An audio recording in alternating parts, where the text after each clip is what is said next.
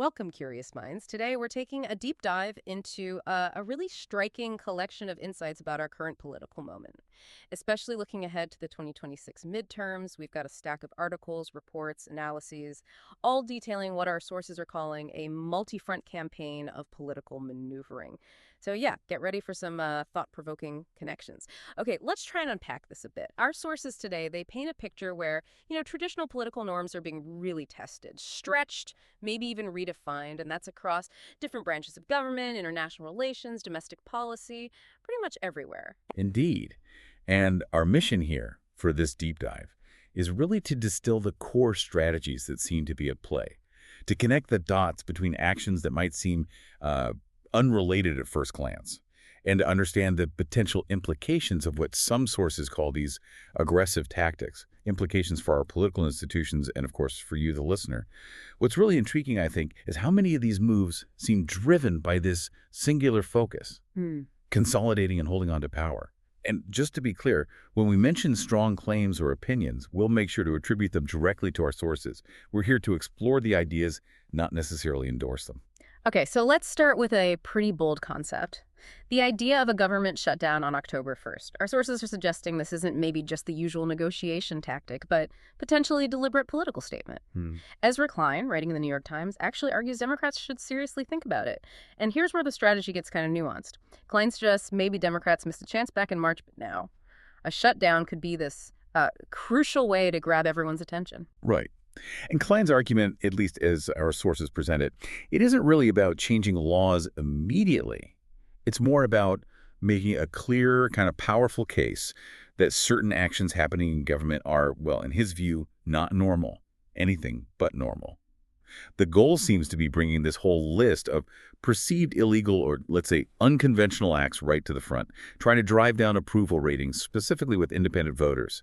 It does make you think, though, in this age of just constant information overload, how do you actually cut through all that noise? Yeah, good question. And the list Klein suggests Democrats should highlight, it's pretty extensive. He lays out this thought experiment, like imagine if a previous administration had done these things. Things like refusing to spend money Congress lawfully appropriated, or firing agency heads who are supposed to be protected by statute, Right. or dismissing civil servants, possibly violating the Pendleton Act, that law meant to protect federal workers from, political firings. Yeah, and the list goes on. Our sources mention Klein citing things like calling up the National Guard for what he calls flimsy reasons, or even outsourcing government decisions to someone unconfirmed. One source specifically named Elon Musk being involved in, budget cuts. Wow, okay. Then there are allegations of corrupting government for personal gain, using the DOJ, the Department of Justice, to go after rivals, browbeating law firms, media outlets, universities, appointing cabinet officers described as, well, incompetent, accepting expensive gifts from foreign countries, potentially violated the emoluments clause. That's the one prohibiting gifts from foreign states. Exactly. And even claims about using the National Guard to occupy U.S. cities, possibly violating the Posse Comitatus Act. Which generally keeps the military out of domestic law enforcement. Right. And using masked agents to sweep people off streets without due process. Some reportedly deported to what sources even describe as a gulag in El Salvador. Yeah. Referencing these really harsh detention centers. That is quite an inventory. It's striking. And the strategic thinking behind laying all this out, according to the sources, is to frame it by asking that question. What would you think if Joe Biden or Barack Obama had done all this? Right, drawing that parallel. Yeah, the idea is to highlight what might look like a double standard, potentially shifting how independents see things. And history does suggest that if approval ratings dip into the low 30s, it can mean big trouble electorally for the party in power. In Klein's piece, it argues that just sort of politely asking for small concessions to avoid a shutdown, that's cowardice. That's the word used. Instead, he's pushing for Democrats to have this really unified, bold message. And Senator John Ossoff from Georgia apparently gave a strong example back in July, connecting this idea of corruption directly to people's everyday struggles, Like what? like defunding nursing homes to pay for tax cuts, or high prescription costs, denied insurance claims, Oh, okay. hedge funds buying up houses, crazy ambulance fees, making it personal. Yeah, making it tangible, relatable, not just abstract policy talk. So the sources suggest this approach involves claiming the system is rigged. But specifically by Trump for himself. That's the framing suggested. Right, and the idea floated is that the DNC, the Democratic National Committee, should poll what people are actually unhappy about, blame it squarely on Trump, and then clearly say what Democrats are fighting for. You. It really does underscore, when you connect it to the bigger picture, just how important that simple, relatable messaging is in today's, very complex political world. Okay, so moving on from that legislative brinkmanship, let's look at two other areas where sources say significant pressure is being applied: Congress and the Supreme Court. What do these next points tell us about, say, transparency and the rule of law? First, the Epstein files. Right. So there's this discharge petition. Representative Thomas Massey, a Republican from Kentucky, started it. The goal is to force a House vote on releasing all the Epstein files. And the interesting thing is the alignment on this, right? Yeah, it's pretty unexpected, kind of bipartisan. All the Democrats are apparently for it, plus a few Republicans. Massey, Lauren Boebert, Marjorie Taylor Greene, Nancy Mace. And our sources say those last two votes needed, they're pretty much in the bag. They're expected from two newly elected Democrats, James Walkinshaw and Adelita Grijalva, from special elections in Virginia and Arizona. Both have apparently said publicly they'll sign once they're sworn in. The political angle here is potentially quite significant. Trump's base, maybe surprisingly to some observers, has been really vocal about wanting these files out. So you could end up with this scenario where Democrats are seen as the party of transparency and most Republicans maybe look like the party of secrecy. That could be a serious PR headache for the GOP, the grand old party, especially heading towards the next elections. Okay, now let's pivot to the Supreme Court. There's an article in Politico magazine. It describes efforts by former President Trump to, well, the source uses strong words like blackmail or lobby the court about tariffs. And he's reportedly making claims the source calls absurd and nonsensical, like claiming the government is pulling in $17 trillion in tariffs. Yeah, that number, it's like 4 times the total value of all imports. It's about 15% of the entire planet's GDP. I mean, way off. Completely. And his allies are apparently involved in this pressure campaign, too. Former Secretary of State Marco Rubio argued that if the court struck down the president's tariff power, it would hurt national security, maybe even make ending the Ukraine war harder. Wow. And Solicitor General John Sauer apparently went even further, claiming that without Trump's tariff authority, the U.S. would be, quote, ruinous or a dead country. That's strong rhetoric. Extremely. And it raises that big question. How does this kind of intense public and political pressure affect how people see the court's independence? And the implication, according to the source, is that maybe Trump's actual legal case on tariffs is pretty weak. That's what the source suggests. And so he's essentially lobbying the court, rule for me now, find the legal reason later. Which is exactly the sort of judicial activism that conservatives traditionally have really railed against. And there seem to be 2 big hurdles for Trump here, based on our sources. First, the legal basis he's using, the IEEPA. The International Emergency Economic Powers Act. Right. That grants power to regulate, not necessarily to tax or levy tariffs in this way. Tariffs aren't explicitly mentioned there. Okay. Second, public opinion seems pretty strongly against tariffs because, well, they tend to raise prices for consumers. And the Supreme Court, it's already facing a lot of public scrutiny, low approval ratings. The justices have got to know that siding with Trump on tariffs would likely push those numbers down even further. And that could, potentially, give a future Democratic government, if they control the White House and Congress, the political cover, to take pretty drastic actions against the court, like expanding it or stripping its jurisdiction over certain issues. So it highlights this really deep tension, doesn't it, between political pressure and trying to maintain judicial independence. Absolutely. Okay, from the courts, let's shift now to the global stage, where, kind of ironically, one source suggests Trump seems to be bringing countries together, but maybe not in the way that helps traditional U.S. alliances. Yeah, this is an interesting development highlighted in the materials. Yeah. He's reportedly pushing India, the world's biggest democracy, longtime U.S. ally, into this sort of informal cooperation with China, Russia, North Korea, and Iran. That's quite a block. It really is. You're talking 3.1 billion people there Oh. versus maybe 780 million for the U.S. and EU combined. One analyst starkly put it as, team dictatorship is 4x bigger than team democracy. Oof. And Trump himself seemed to almost acknowledge it on social media, saying something like, looks like we've lost India and Russia to deepest, darkest China. And the sources suggest this wasn't just random chance, this loss of India. No, they directly link it to Trump slapping that huge 50% tariff on Indian imports. And it's not just India, right? Leaders from other countries showed up at a recent meeting of Russia, North Korea, China. Yeah, Egypt, Turkey, Vietnam were there too. Yeah. And potentially Brazil, South Africa might loosely align themselves as well. So the sources are suggesting this could fundamentally reshape the whole geopolitical map, potentially leaving the U.S. more isolated. That's the concern raised, that it ends up being less America first and more America alone. And India's big crime, according to these sources, was just buying Russian oil. Pretty much. Yeah. The sources suggest a smarter diplomatic play might have been, say, offering American oil at a good price instead of just hitting them with tariffs. It really makes you question, doesn't it? What happens when you apply maybe real estate negotiation tactics to really complex, delicate international relationships? Very different arena. Okay, back home now, domestically. We see what sources describe as a relentless pursuit of political rivals. Senator Adam Schiff, the Democrat from California, seems to be a prime target, especially given his role in Trump's first impeachment. Trump has used some pretty harsh language, sleazebag, lowlife, pencil neck, and has apparently said he wants Schiff jailed for mortgage fraud. Right. The charge centers on Schiff apparently claiming 2 principal residences on mortgage applications, one in California, one in Maryland. For listeners, the principal residence thing is important for mortgage terms, sometimes tax breaks, and you usually only get one. Exactly. But, the sources stress, the crime of mortgage fraud needs proof of intent to defraud. And that's often hard to prove here. Lots of members of Congress have a place back home and one near D.C. It's pretty common, especially if neither place is being rented out. And banks often know about this setup anyway. Often, yes.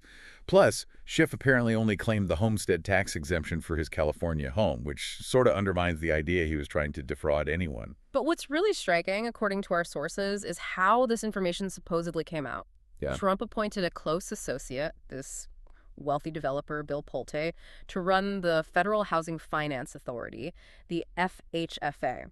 Good. Which apparently gives Pult access to basically every mortgage in the country. Well, and the allegation is that Pult is using this access to specifically look for people on what's called Trump's enemies list who happen to have 2 mortgages. that's quite an accusation. Yeah. And the irony, the sources point out, runs deep.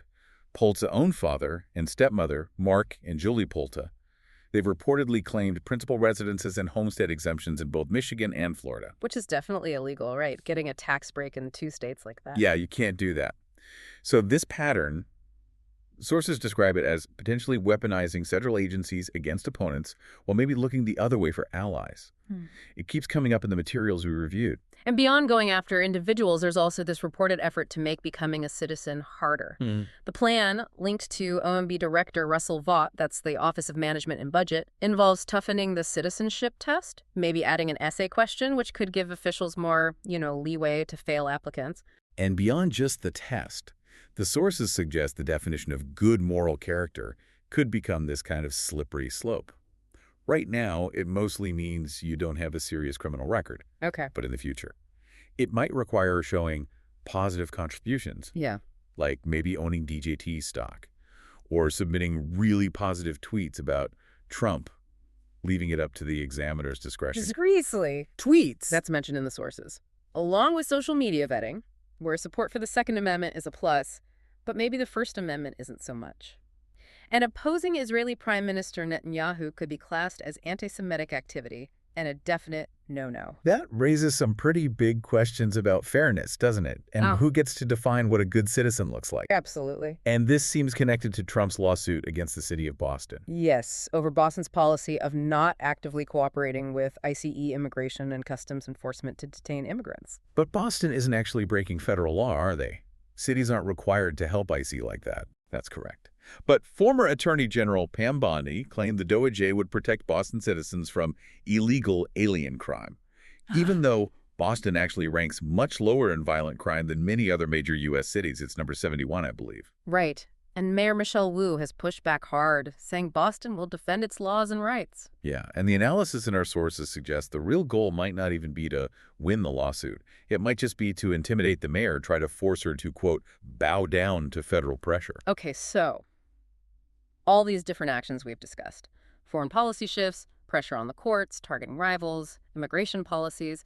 It all seems to circle back, according to our sources, to this central motivation a fear of losing the midterm elections. Hmm. Trump is reportedly still angry about his 2 impeachments and really doesn't want a repeat of 2018 when the Republicans lost the House. He apparently feels he stayed in his lane back then and lost, and sources say that's a mistake he doesn't intend to make again. So there's this clear pivot towards the midterms described in the sources, especially after that big bill passed in July, the One Big Beautiful Bill Act. Right. Apparently, White House aides quickly realized its tax cuts heavily favored the wealthy and would likely mean service cuts for poorer Americans, which led to some pretty hostile town hall meetings for GOP lawmakers. Yeah, I remember reading about those. So that prompted this rush to rebrand the law, right? Moving away from Trump's own name for it towards something like the Working Families Tax Cut bill, even if that wasn't entirely accurate. Exactly. And we also see the Jeffrey Epstein scandal bubbling up again. Sources note it's proving hard for Trump to just make it go away. It's even causing some rare pushback from parts of his own MAGA base who are demanding more information be released. That shows maybe a little crack in what's usually a very unified front. So it could be, yeah. So Trump is reportedly using this potent brew of tactics to try and influence the 2026 midterms, going way beyond just traditional campaigning. One example cited is a redistricting arms race, starting with Texas redrawing its congressional maps to try and gain 5 extra Republican seats. Even though they just redrew them back in 2021. Right. That's pretty audacious. It is. And that move, according to the sources, prompted other states, California, Missouri, Indiana, New York, to start thinking about their own redistricting plans in response. As one former Biden staffer quoted in the material put it, if Republicans thought they could win on their record, they wouldn't have opened the redistricting conversation in the first place. That suggests maybe they feel they need structural advantages, not just policy arguments. That's the implication. And voter suppression tactics are apparently also being discussed. Steve Bannon floated ideas like a mid-decade census that would exclude unauthorized immigrants. Yes, and also requiring proof of citizenship just to register to vote. And Trump himself has apparently reignited his attacks on mail-in voting, even threatening an executive order to ban it. Despite the continued lack of evidence for any widespread fraud with mail-in ballots. Okay, then there's the economy. Huge pressure reportedly being put on the Fed chair, Jerome Powell, to lower interest rates. Yeah, Trump's even mused publicly about trying to oust him. And this ties into that DOJ investigation of Fed Governor Lisa Cook over those unproven allegations of mortgage fraud. Many observers quoted see that as another example of potentially weaponizing the federal government against people seen as political obstacles. And the White House is also reportedly planning this big deregulation push, trying to, quote, juice the economy before the midterms. Right. And finally, the issue of crime. It's being framed as a winning issue. Trump has deployed the National Guard to Washington, D.C., sometimes with armored vehicles, sources say, despite resident backlash. And he's talked about sending troops to other cities, too, Chicago, Baltimore, New York, even if the governors object. That's been floated, yes. And while violent crime rates have actually fallen in most of the country since the pandemic peak, polling still shows crime is a big concern for a lot of Americans. So the analysis suggests Trump is playing on those fears, using these deployments to put Democrats on the defensive, trying to make crime a national issue that benefits him. So when you pull it all together, Yeah. what's the end game? Well, according to a Republican strategist quoted in our source material, the overall goal of all these wide-ranging power plays is pretty clear. Make the midterms about him, secure his legacy, and operate without what he sees as checks on his power. Wow, that was quite the deep dive into these really complex, often confrontational strategies that are shaping our political future, from potential government shutdowns and pressure on the courts to global realignments, targeted domestic moves. It's definitely clear the road to the 2026 midterms is not looking conventional. No, not at all. And these strategies, as our sources really lay them out, they seem to reveal this profound shift in how politics is being engaged, where the lines between governing, campaigning, even the established rule of law, they seem increasingly blurry. What's really insightful, I think, is understanding how these multi-front campaigns actively challenge those traditional democratic norms, and how public perception, which can be swayed by powerful narratives, becomes this really critical battleground. Absolutely. And maybe that brings us to our final provocative thought for you, the listener. Given this political landscape where institutions are under pressure and norms are being tested, Perhaps the key insight is realizing that the rules of the game themselves are constantly being redefined. So how do you, as an informed citizen, adapt your own framework for evaluating political actions when the players themselves seem to be actively trying to move the goalposts? It's definitely a lot to consider. Thanks for joining us for this deep dive.